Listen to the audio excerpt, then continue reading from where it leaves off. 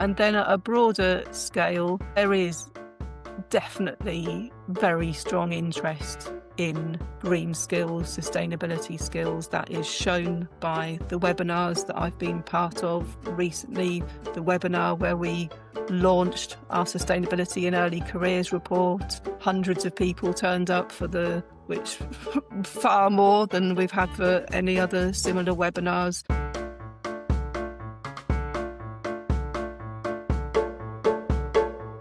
Welcome to the Impact Files podcast. I'm your host, Ned Wells, and I'm really pleased you're here. Welcome to the Impact Files podcast. And Ali and I are delighted to be joined by Dr. Karen Cripps, Associate Professor of Responsible Management and Leadership at Brookes University School of Business. Karen, welcome. Thank you for having me here. I look forward to our discussion. It's really nice to have you here. And Karen, I'd love to start with an introduction to yourself, your background, and your personal story. Where to begin with that? I'll try and keep it concise. I've been studying the world of business ever since my own undergraduate degree back in the 1990s, where I began to have an interest in the environmental impact of business. And so that has been a consistent thread throughout my career, progressing to a PhD in sustainable supply chain management in tour operations.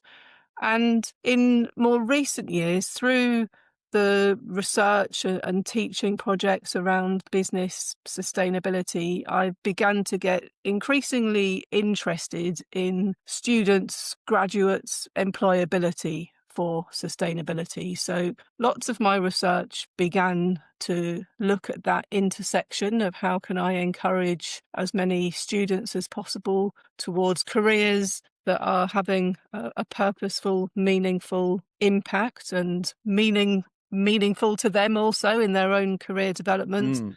And that, in the most recent years, has become very much focused on green skills. So the increasing opportunities, obviously, and the need in the job market for reskilling, upskilling for a green economy, and looking at the skills needed for that transition, but with a particular focus on the transferable, transformational skills that are needed of leaders and managers alongside the technical knowledge related learning. So very much green skills is what I'm thinking about mostly these days. Many of our listeners won't be sort of in the academic world at all. So it'd be fascinating to hear what is the mix of your sort of day job. So what I'm thinking is how much kind of pure research are you doing and how much contact time do you have with students? And when you're having your contact time, how are you interacting with them? Are you lecturing? How does it work? So the easy part of that is the direct teaching hours, the direct student contact hours, where academics have an allocation of teaching workload and research workload, or possibly knowledge exchange related workload. And depending on your outputs and your contributions within that, your teaching might be higher or lower according to measurements, essentially, such as publications and the quality of those publications, or the research funding money that's attracted, or the engagement in knowledge exchange activities and impact case studies. So the particular modules that I am responsible for currently involve a module called Developing Skills for Leadership and Employability, which is for MSc Masters students in business management related pathways. I deliver, as part of our global MBA program, sessions around that are called ESG, Environmental Social Governance, looking at how that fits within There are broader modules on aspects such as marketing, operations, and looking at or global strategy under uncertainty, and looking at how ESG is relevant to those subjects. So it's embedded within some modules, but very much my contribution, because obviously that's what I like to be doing, is everything related to business sustainability is not always an explicitly named module on sustainability, but it will be integrated within it as a component. That's so interesting. So you're bringing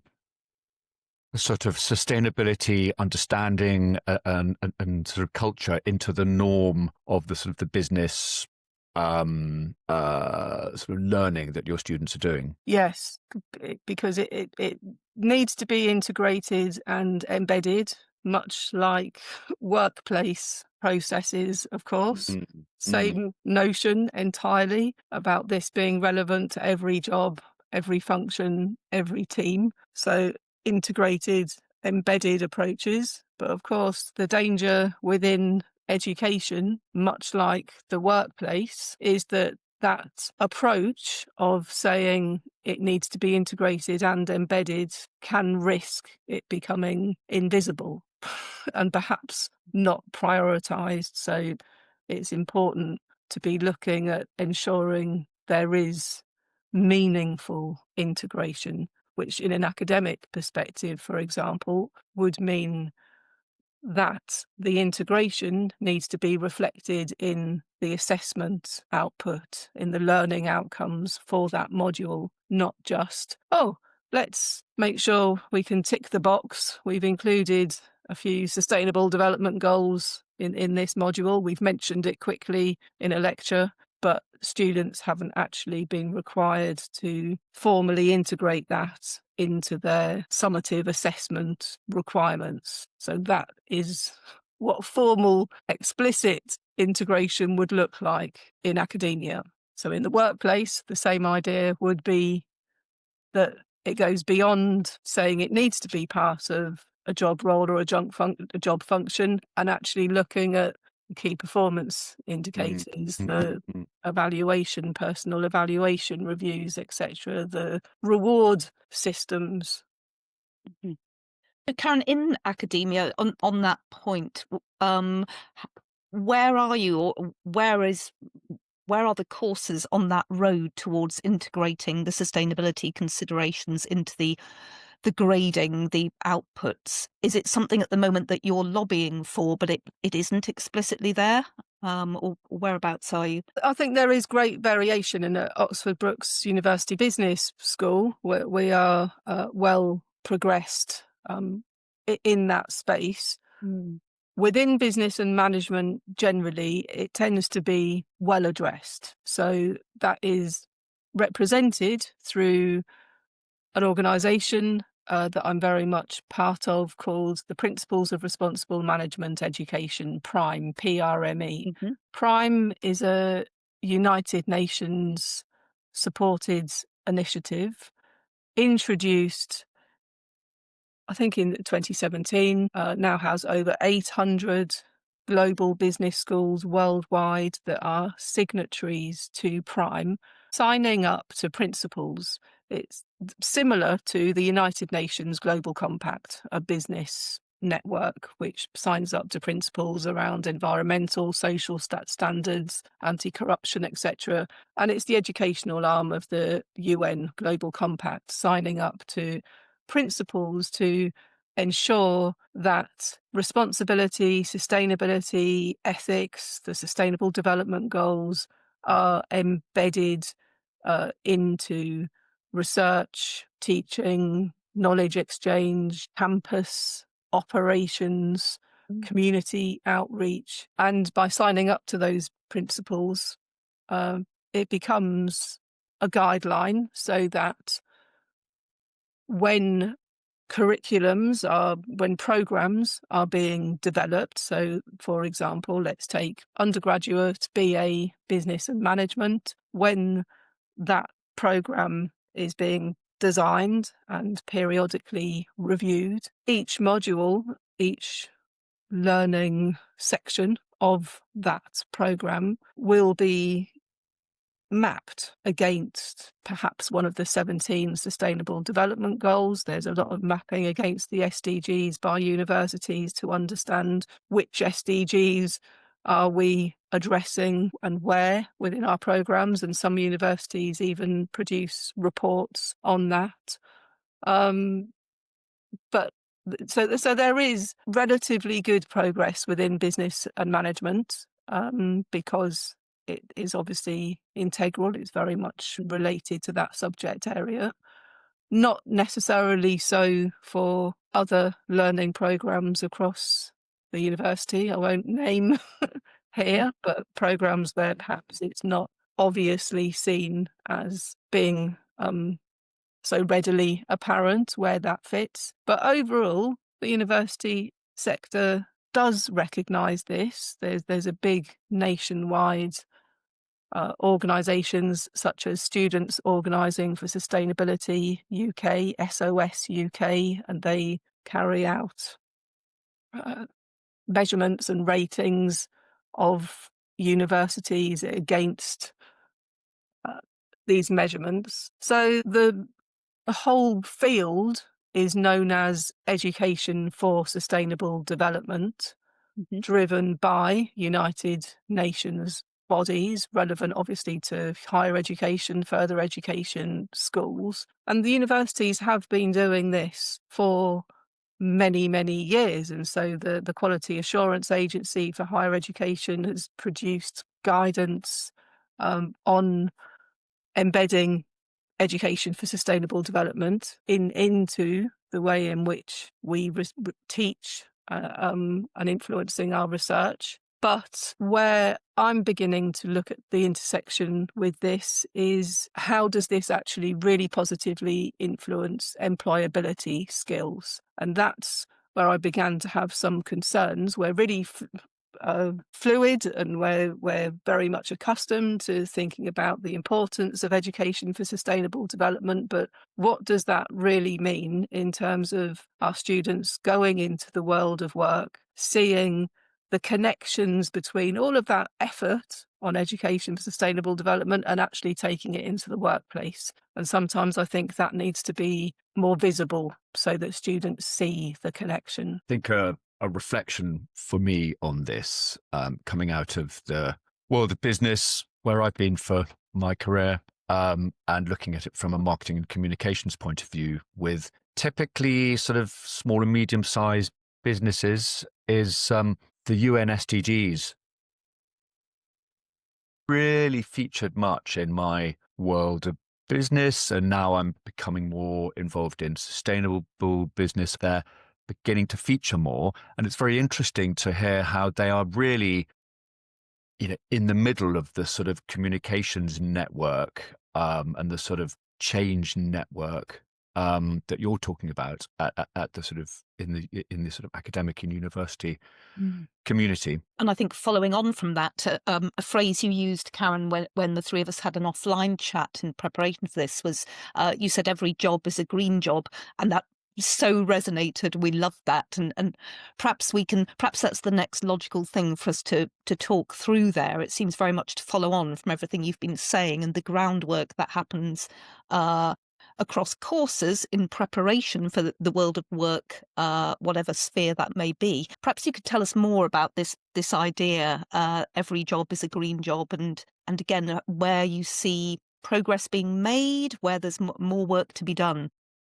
Certainly more work to be done, but linking this again to the notion of there's a organisation called ICEP, the Institute for Sustainability and Environmental Professionals, and they very nicely term there are specialist roles, sustainability specialist roles, and of course the skill set is changing within those roles. That it used to be a very siloed aspect of organisations, of somebody just solely responsible for reporting, but now those sustainability professionals in those sustainability specific roles are responsible for a lot more, integrating this across functions and teams, which of course brings about implications for the changing skill set for those professionals. Then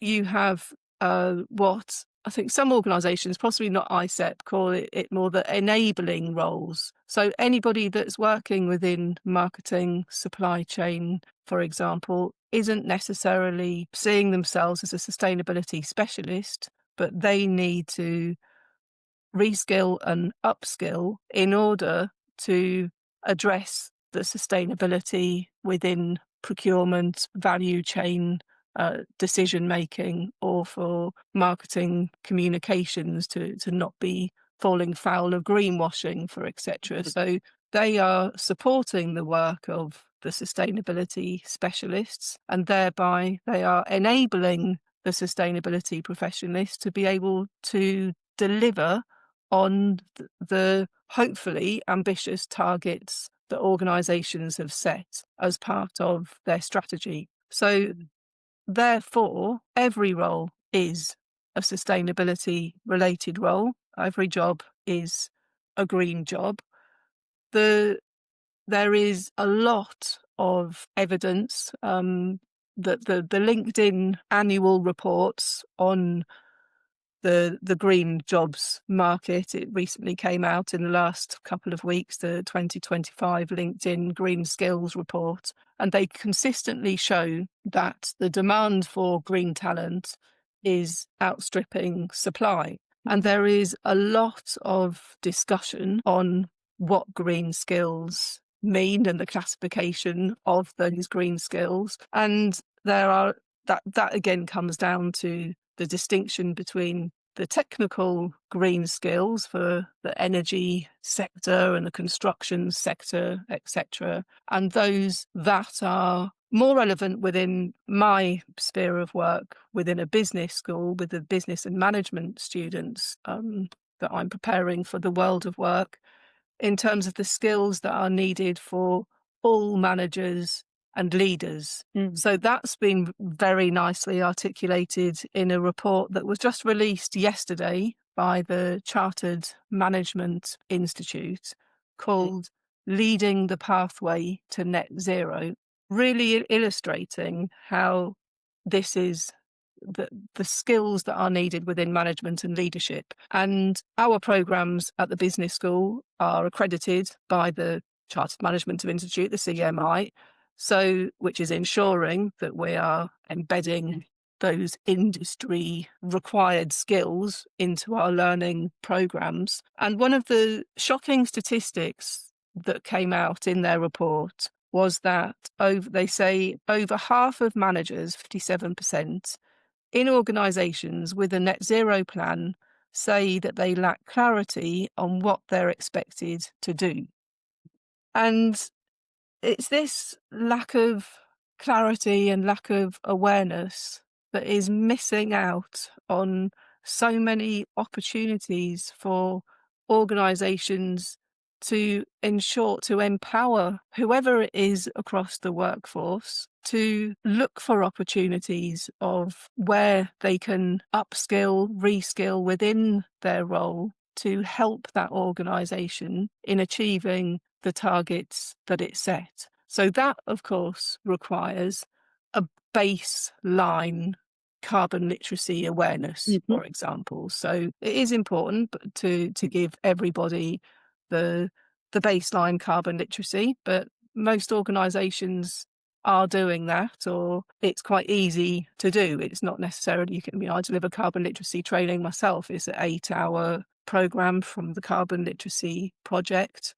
And that is enough to give people the basic awareness to begin to question, what am I doing in my everyday practices and roles here, and how could I potentially reduce the environmental related impact that comes from that, or more positively impact it. And so by enabling the workforce to become more aware, and that is going to help the organisation in achieving and meeting increasing regulatory requirements, be able to innovate, to build resilience into the business, to manage risk. It's going to give the employees meaningful careers. It's going to attract talent into the organisation. It's going to keep talent because they feel that they're working for a business that cares for longer term futures, cares for the environment, cares about the well-being, inclusivity, the equity for all people. I think just to comment on that, because you mentioned resilience and you mentioned motivation, and those two things, they very much link together, don't they? And actually, when you were starting to, with reference to that LinkedIn Green Skills report, talk about that real knowledge gap, and managers in particular saying that I guess they have a set of targets and they may be involved in drawing up those targets and they have their mission statements, but no one's sort of giving them the tools to get there or the steps to get there. And that's demoralizing and demotivating, right? So, and yeah, so you need the resilience to deal with that. So I'm very interested to hear in the sort of correspondence or the interconnection between what might have been referred to as the soft skills with the technical skills in the workplace. And it sounds as if in your teachings, you're very much taking that holistic view, and you're equipping the future members of the workplace in whatever area of business they may be, equipping them with those the skills of resilience as well, and everything they need in this challenging sphere to be in. Well, yes, trying to, having my eyes opened again. This comes again to the connection of, are we really connecting our education for sustainable development with those skills such as resilience, or even critical thinking, problem solving, systems thinking that employers so much ask for? And I think, I have begun to change my modules in recent years since I've begun focusing in on skills, etc., and researching this to make sure that I am trying to connect those skills into the sustainability related learning. And it's an interesting one where you mention the resilience with that, because that's where I began a couple of years ago, where I had the enormous pleasure of working with Charlie Cox of Climate Change Coaches, a local Oxfordshire B Corp. And we met each other because Charlie was an entrepreneur in residence at the business school.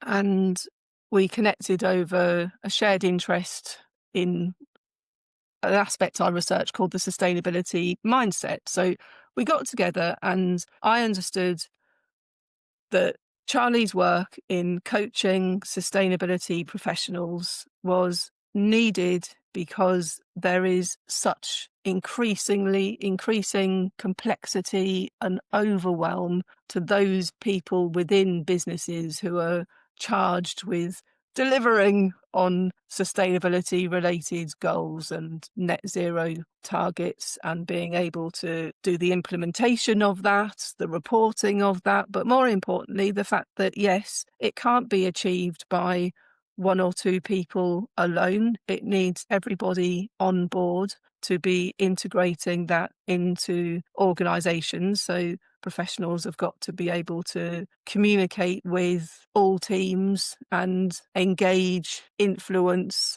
and get people on board where it's not explicit within their job role or performance requirements to be responsible or accountable for this. So no formal reporting lines around it, for example. And so therefore this can carry a heavy emotional toll on people within those roles, because yes, many of us are overworked, under-resourced, etc.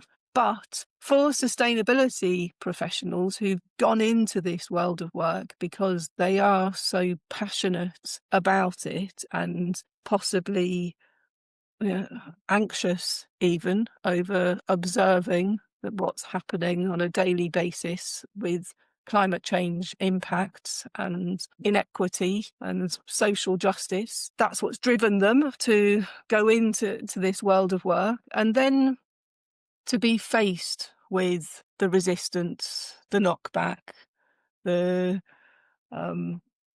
arguments that climate change is a hoax, even perhaps, very controversial, sensitive subjects that need to be held, and understanding where people are coming from in holding those views, and then being able to navigate that and positively influence change. That's where climate change coaches come in. So as she described all of this to me, and I read her book, I immediately wanted to support what she's doing. It is all absolutely the same as what I'm trying to communicate to students in the classroom. So we got together and we produced a research report called Holding Back Climate Progress, Sustainability's Critical Skills Gap. And that outlined the importance of the soft skills, the transferable, transformational skills, communication, engagement, influence, resilience, and the importance of organisations recognising this as being part of well-being for those that are leading on this work, and indeed everyone within the workforce, that especially if you live where we've all experienced climate impacts wherever we are, whether that's the extreme heat that's affected our daily work, or flooding in the local area that's perhaps impacted people, stopped people being able to get to work. So we've all had some direct experience of this now, but it's supercharged for sustainability professionals where they're working in supply chains with people at the front line of these impacts. So recognising the emotional toll around this work. And through that report, it began to give those sustainability professionals something that they could give back to their senior leaders to say, this isn't just me. Lots of managers are leaders and feeling the same way. We need to be resourced with this. Sustainability professionals need to be supported. And that is very eye-opening to me within education, because whilst we are encouraging as many students as possible into this, well, I personally am into this line of work, it's also about preparing them for the fact that hopefully they get their dream job and they walk in enthusiastic, yes, I'm going to change the world now, and being ready for that resistance and the knockbacks that they're going to experience, to, as you say, bringing it full circle back to what you said, Ali, it's about building resilience. Right. So many questions for you, Karen. It's so interesting. And I think as you were talking, I was reflecting on the sort of spectrum and range of organizations that your graduates will be joining, from very large multinational global businesses to very small local organizations and everything in between. And then the variety of sort of cultures and sustainably sort of sophisticated organizations where at one end sustainability will be thoroughly embedded into all the job roles and functions within the organization, and at the others people will be skeptical or won't see it as relevant or won't understand the business relevance of it in their particular contexts. And so obviously that plays very much to the resilience that you're talking about. And I'm reflecting back on people coming out of Oxford Brookes Business School with an MBA and perhaps a kind of marketing communications PR specialism, and thinking about so much, I guess, the sort of partly the business case for organizations to hire those people that, as well as having the MBA, the marketing type skills, are also skilled up in sustainability. Mm. And as soon as you say business case, I suppose the business leaders, their question is, so how does this impact my hitting my financial targets, or is it going to have an adverse effect? Is it a distraction? Is there a cost, B, a distraction? It's that, how does that mesh with the financial piece, right? Yeah, well, I think it's the cost of inaction, but a person can only understand that if they're aware of what this means in terms of building in the insurance risks from climate impacts, or the reputational risks from controversies with labour in the supply chain. And yes, there is, of course, a moral, ethical element in terms of equity for present generations and indeed future generations, but it's much more than a moral and ethical argument when looking at the increasing regulation that's being introduced around plastic use, for example, the cost savings from environmental efficiencies, and the changing consumer demands. But it's easy to have a blind spot to all of that, because it needs a systems awareness of where this does fit in to all aspects of operational strategy. It's not a nice to have. And it's a huge subject, isn't it? I mean, the particular kind of relevance of sustainability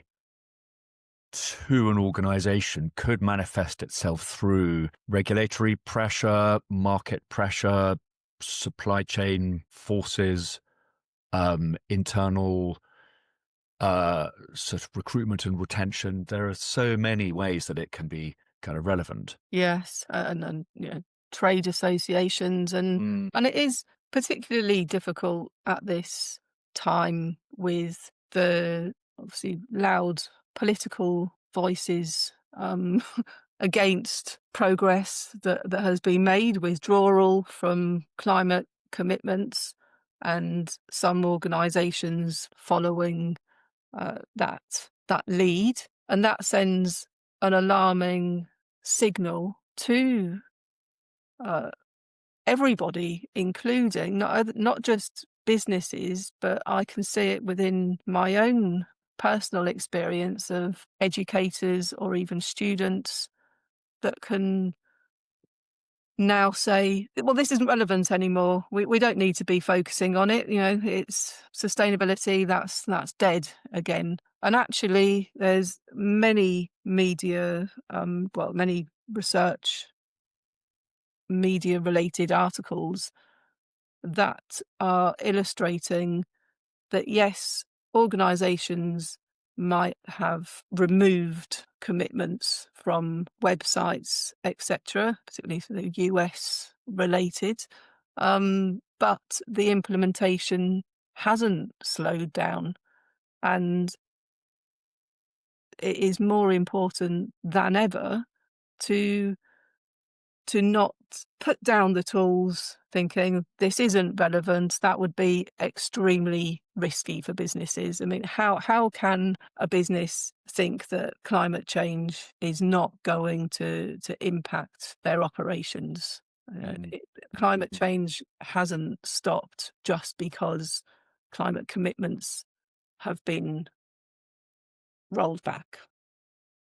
And as you say, those climate commitments have been rolled back at kind of national level, but it is encouraging to hear that organizations, although they are communicating less about it, are actually still cracking on with the work. Yes, because it's those organisations that see it as part of strategic, longer term risk and resilience. And of course, sustainability has always been up against this. I've been in this game since the 1990s. And yes, it's extremely frustrating, really, that we have to keep going through these same cycles of progress and then withdrawal. It's not a linear path. And again, it comes back to the resilience that's needed to know that to be navigating through this. And hopefully it won't be alarming world events that wake up people with the narrative that this isn't relevant. Hopefully, it will just be the good business sense of seeing those businesses that are able to produce profits based on solving the problems of people and planet, to quote the words of Sir Colin Meyer, who originally from the University of Oxford, that the purpose of business is to create profitable solutions through solving the problems of people and planet. And it's through doing that that they make profit. And there is ample evidence of small and medium-sized organisations, the B Corp movement, through to large global corporations that implement this approach and build it into strategic decision making. And it comes also then, if we're in terms of my own aspect of interest, of course, with graduates and the world of work, another research report with a local business that's worth mentioning is with Window. Ollie Coles is from Oxfordshire, and he created an organisation called Window, CSR Window. And he set that up a few years ago, and it's an amazing platform because it helps talent find job opportunities, to find recruiters aligned to their own personal values. So it takes organisations' corporate social responsibility reporting, and it breaks that down into a really accessible, easy format to understand around that organisation's commitment to equality, diversity, inclusion, LGBTQ plus rights, environmental standards. And it means that anybody looking for work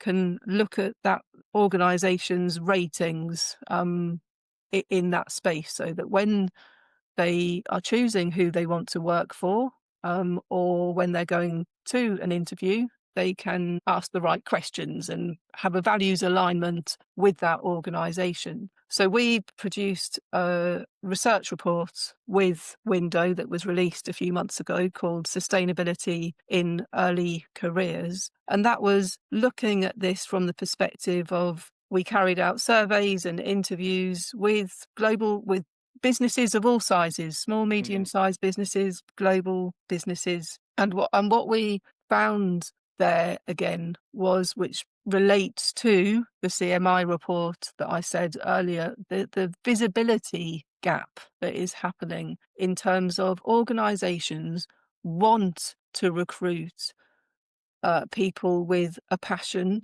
to learn on the job and to get involved and to help solve these problems, but without signalling that within job descriptions, that opportunity can be missed. So at Oxford Brookes, we've got all these placement and internship students who are desperate to find a role that is sustainability related, and then they get so disheartened because they're very rare to come across, and obviously so competitive. Where actually, from that perspective again of sustainability is part of every job role, it's our job within education to help students have that mindset so that they actively go into their job, their placement, looking for ways that they can get involved and having those conversations and not waiting to be invited, but actually signal it themselves. And from the organisational perspective, to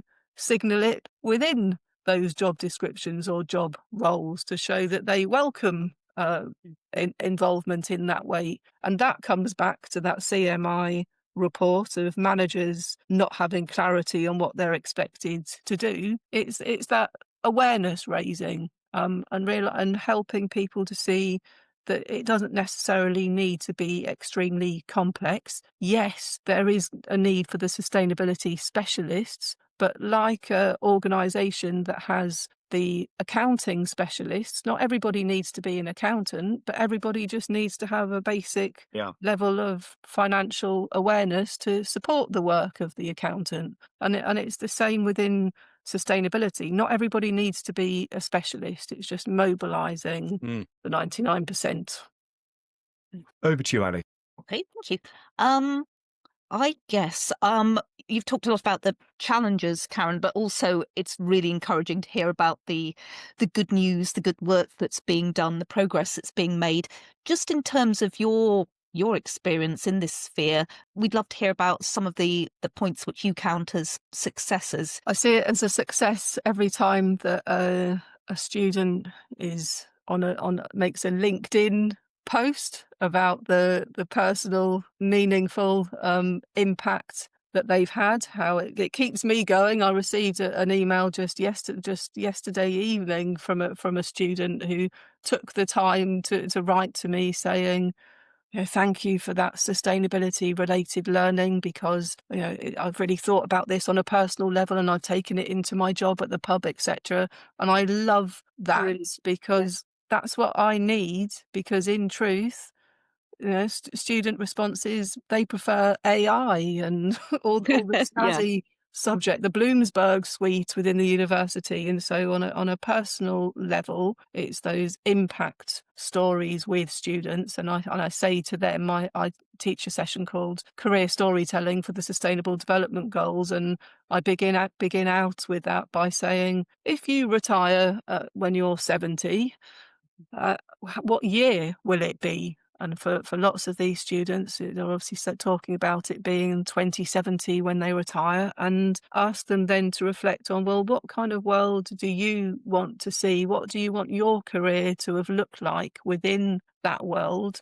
And I will be hoping that I'm scanning through my LinkedIn and seeing all the positive impact stories that you're all creating there for how you've brought sustainability into your job roles.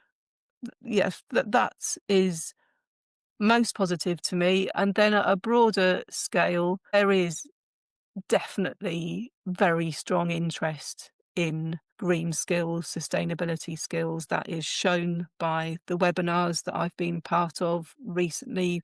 The webinar where we launched our Sustainability in Early Careers report. Hundreds of people turned up which far more than we've had for any other similar webinars. Yesterday, leading the pathway to net zero with the CMI, hundreds of people were at that. So there is clearly an appetite for people to be understanding what these sustainability green skills are, how to harness them, how to leverage them, how to develop them across the workforce.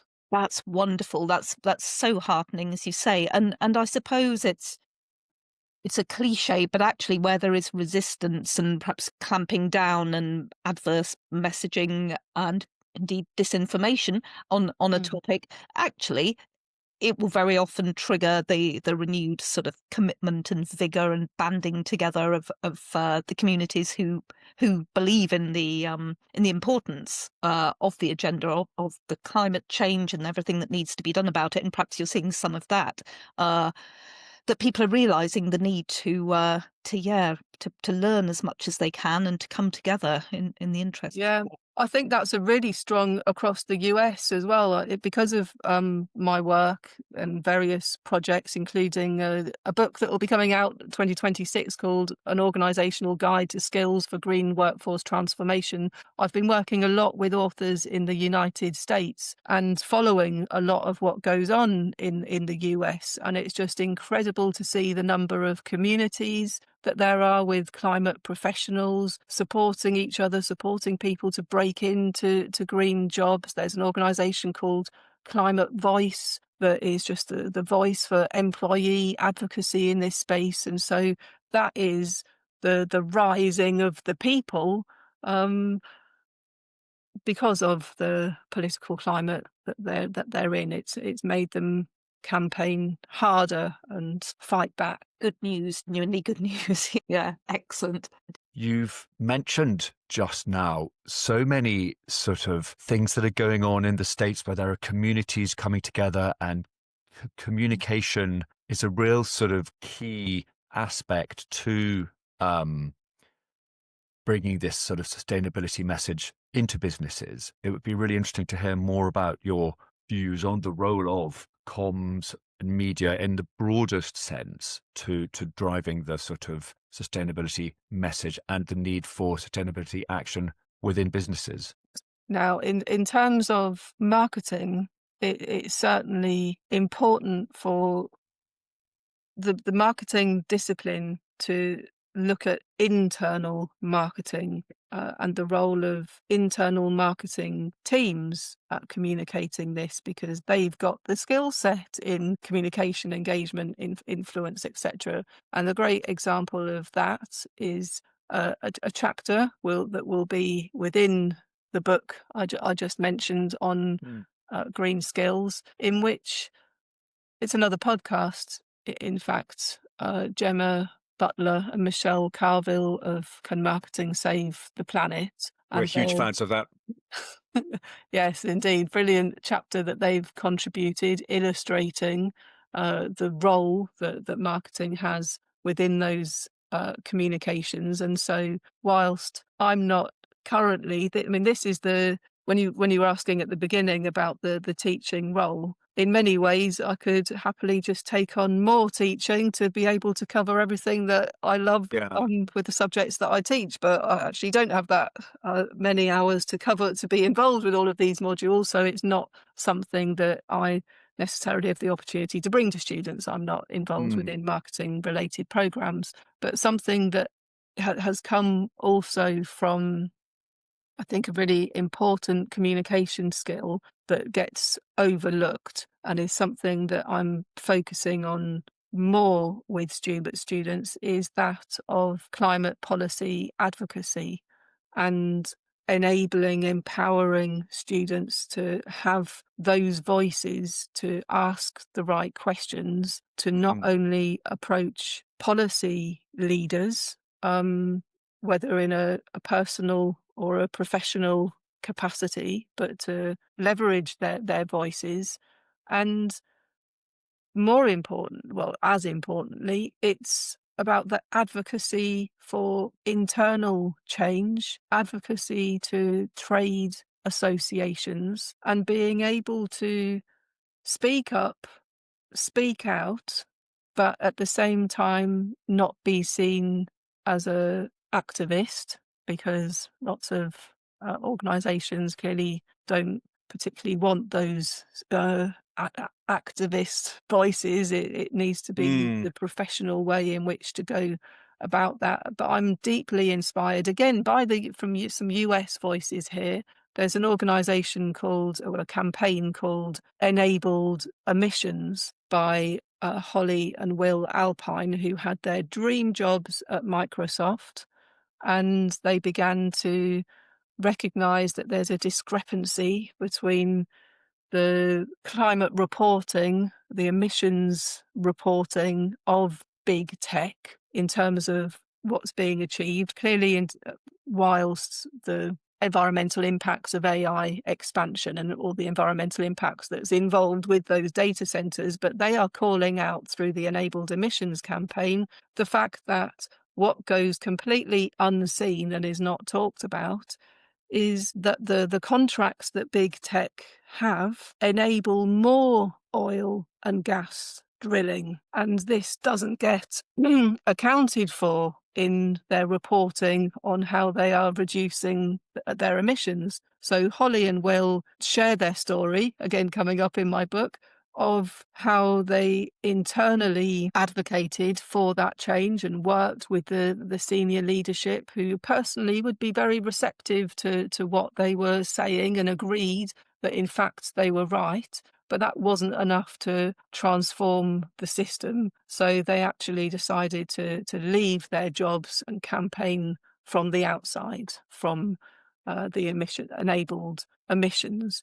And I think that is a really inspiring story that brings up all sorts of links around whistleblowing, etc., and the context in which people are safe to be able to speak up and speak out. But advocacy, yes, certainly a communication skill that is more needed. And I guess it's a matter of crafting the message in a way that's going to be appealing to people that you're seeking to influence, and doing that at scale, um, in a way that's going to work amongst all the other priorities of the of of of the business, the communication, marketing kind of function. That's quite a challenge. Yes, well, I think, and that's where the skill of climate change coaches Sure, comes in with the sure. skill set that they give, the programs, the training that they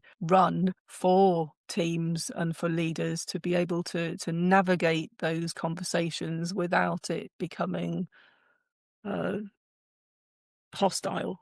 Um, And we'll you've mentioned so many useful resources, Karen, that we'll make sure that all of these are linked to in the show notes. Um, Ali, over to you. Okay. I'm keeping one eye on the time because you've been very generous with your time, Karen, and we're heading into our closing questions here. But yes, I wondered if you could just tell us what you're most looking forward to. What are the big events in the next 12 months for you? You've mentioned your the forthcoming book, which sounds fabulous, and as Ned says, we'll be sure to include that along with other references in the show notes. So, book publication coming up. But what are the other big focus areas for you? Currently, we've just begun some stakeholder consultation workshops on a project called Green Skills for Green Jobs, which was a funded project by the Quality Assurance Agency, a higher education body. And we ran our very first pilot workshop just yesterday, which includes industry leaders, students and educators from across university programs coming together to try and talk the same language around what are these green skills, how are we doing well, where is it working well,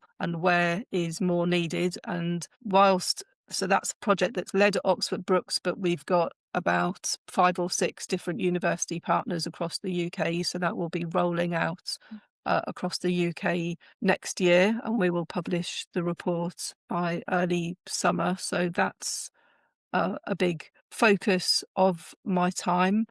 And I will be continuing to develop work in that exactly this space around careers, how to align what organisations need and are looking for to ensure that our students are positioning themselves well for what businesses need, following the language that's being used by industry around the skills that they appreciate, to make sure that we are meaningfully integrating that into our module and program design. So everything around skills, really, and no doubt lots of projects emerging alongside the book, which actually won't be out until September. We're going to send the manuscript to the publisher in January, and as you will well know, Yes. then it's quite a few months at the publishing end.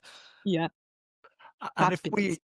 Yeah. if we zoom out and look at the sort of macro um, picture of really what you're talking about, the whole equipping of graduates with skills for business, where do you hope your sector will be, looking through a kind of a positive lens? Where do you hope your sector will be in 10 years' time? I absolutely hope for that the higher education sector is able to distinguish between education for sustainable development and green skills, so that it is very clearly articulated and understood by educators what we need to be doing to prepare our students specifically for the green economy and the green jobs, not just bundling it all under education for sustainable development and seeing it all as part of the same thing.